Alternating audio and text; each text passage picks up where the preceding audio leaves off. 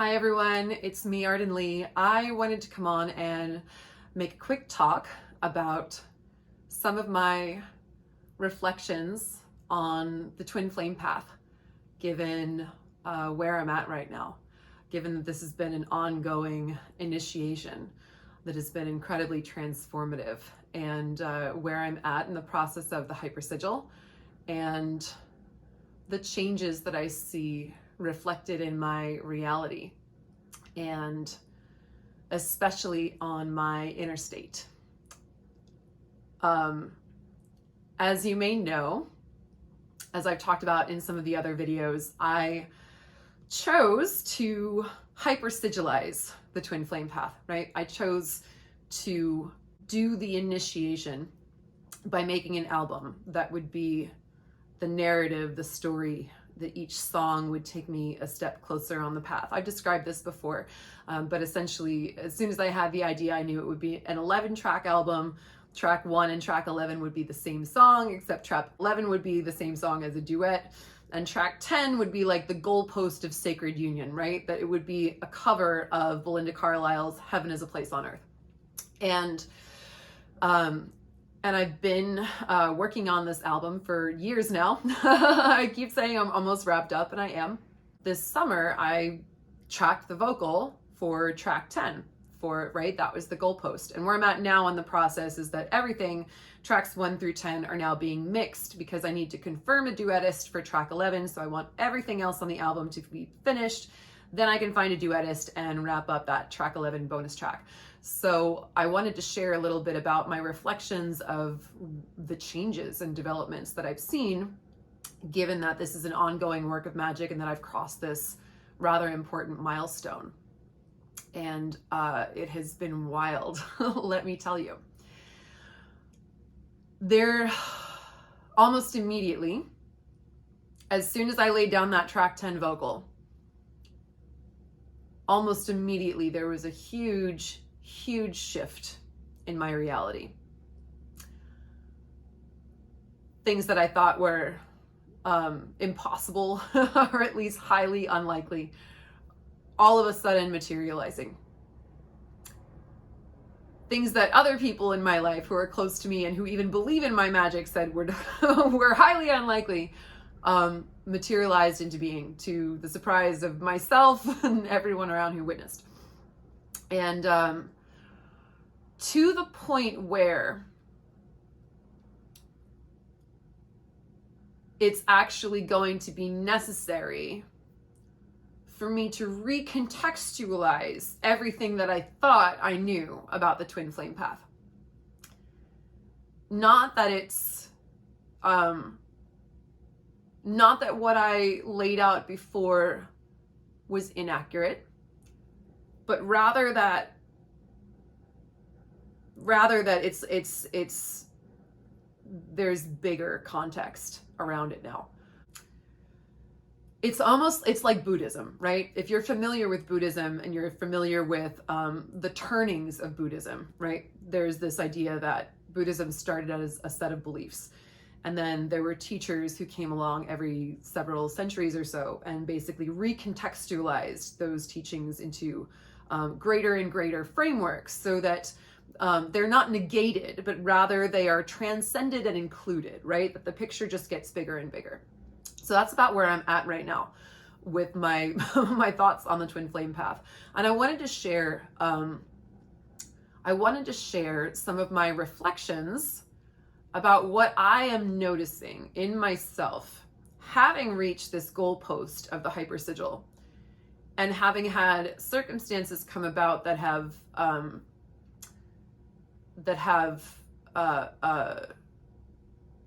challenged me to step up in certain ways, that have clarified what I have begun to think of as inner union and unconditional love. And what comes up for me the most, there have been basically two pillars that have been really prominent in my interfacing with this new reality. And those pillars are unconditional love and healthy boundaries. Which I guess, like, when you put it like that, sounds really simple, right? At the end of the day, right? After all of this work, and it really comes down to unconditional love and healthy boundaries. And what that requires of us is an understanding of patterning. And I think that, looking back, I think that this is why my work of the repatterning project was sort of born out of this twin flame initiation. And I see that now in a way that makes more sense now than it has ever before. It almost seemed like the repatterning project was a bit of a byproduct of the awakening, right? Oh, all of a sudden, when you see how everything sort of works in reality, when you see all the mechanics and the underlying functions, then you would understand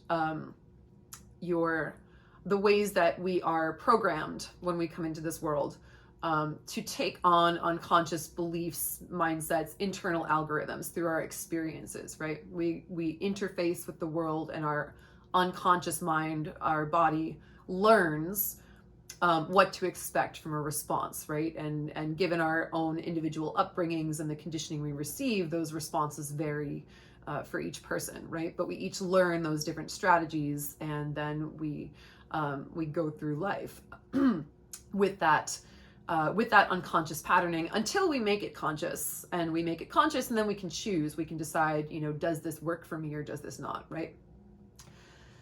And being in the place where I'm at now, never in my life has this understanding been more key. Because where I'm at right now, what unconditional love feels like is the ability to tune in to the pure soul essence of a person that exists beneath their patterning, to separate out them from their patterning. And this is where unconditional love and healthy boundaries come into play.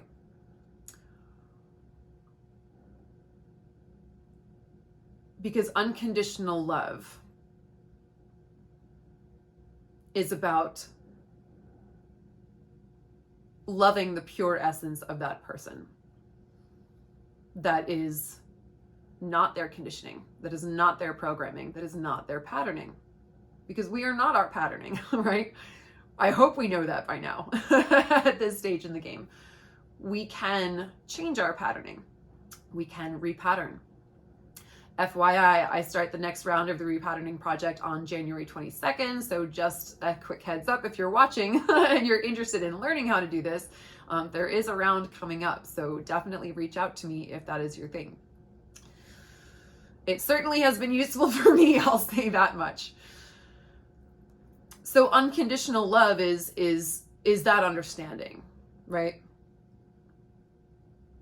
That ability to separate out a person from the things that they have learned or taken on in this lifetime, in prior lifetimes, in their epigenetics, wherever it is that we may learn our patterns. And healthy boundaries is about acknowledging when that patterning still exists in a person that is perhaps causing them to interface with their reality in a way that they have been programmed to do, in a way that their experience has shown them is effective. And when that's not working for you, to be able to set a boundary, and specifically to be able to speak to the person who is there under the patterning, not to mistake the patterning for the person. that is what has been especially present for me lately. That is what I'm primarily coming away with as being integral to this phase of the twin flame path that I am currently traversing. This space where I have, for myself, reached the goalpost.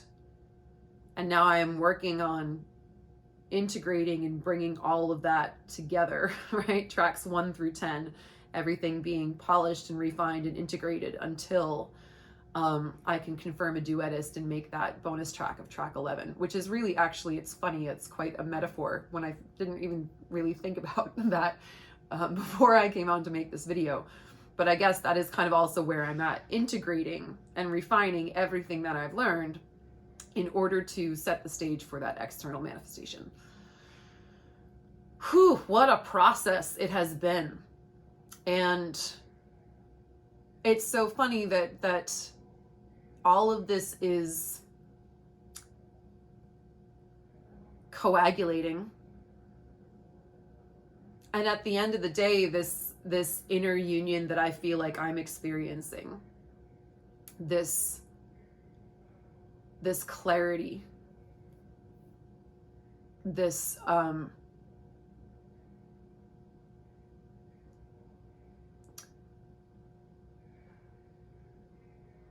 this ability to be in my own integrity. It really comes down to these two pillars. Can you love someone for who they are beneath everything that they have taken on in life? And can you see also the patterning that they have taken on in life? And can you make sure that you are also setting healthy boundaries for yourself while also experiencing that unconditional love for someone, right? I've said this for a long time, but love is unconditional, relationship agreements are not, right? Relationship agreements are where boundaries come in. And we say these behaviors are not okay with me, or these things, if you act in this way, I'm going to respond in this way. But, here's what I need. These are the needs and parameters, right? Those are all essentially, like, at the end of the day, that's logistics. And logistics are important, don't get me wrong. But can you separate out your love for a person and the way that you interface with their programming?